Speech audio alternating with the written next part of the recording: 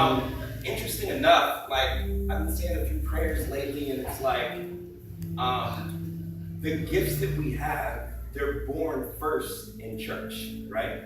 And from church, it goes into the secular world. But if it wasn't for church, we would have never built and harnessed these gifts, right? And lately, I've been praying and stuff, so it's just ironic that he asked me to speak today. What I'm going to do is, I got booked on this TV show, which was called Verse and Flow, and I did this poem. It was a Black History poem. And initially, I wrote the poem, and I said this in church. And it came from church, and from outside of church, went into, like, literally the world now. Like, people were hitting me up like, dude, my friend was in Japan. He couldn't see it on TV, but he looked it up and was like, yo, man, I'm showing my friends in Japan right now what you're doing. I went to a wedding up north, and a friend of mine's uncle, I gave him the website, he checked it out, he was like, I'm teaching a class up north in Northern California right now, and one of like once a week, we do certain things about the African American culture, and I'm teaching through the video that you made with this Black History poem. So that being said, here we are in my gift, first starting in church. This poem is called Black History.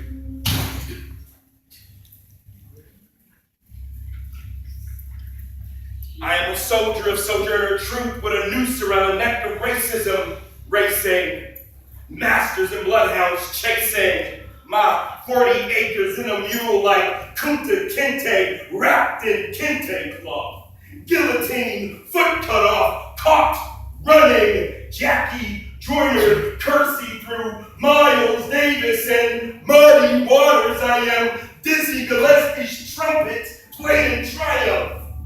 And in victory, I am Black history in the making. I am cross burnings and church bombings in Birmingham, the angry aftermath of them until death do we part. I am a rose planted in the name of Rosa Parks, whose petals stem from silent sittings soiled in revolution, growing to fight for the civil rights movement, moving to right like Langston Hughes. A raisin in the sun. Whatever happened to the gentle American dream? I know it seems deferred. Did it dry up? Like a dysfunctional family raising a son planted on plantations. I am collard greens, candy yams, cotton gin bled fingertips. Blood drips from scarred backs and broken spines. I've been to the mountaintop.